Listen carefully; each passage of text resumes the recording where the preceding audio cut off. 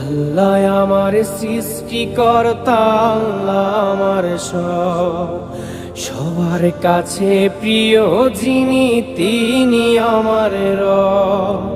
দুনিয়া করব সবাই আল্লাহর ইবাদত, দুনিয়া করব সবাই আল্লাহর ইবাদত।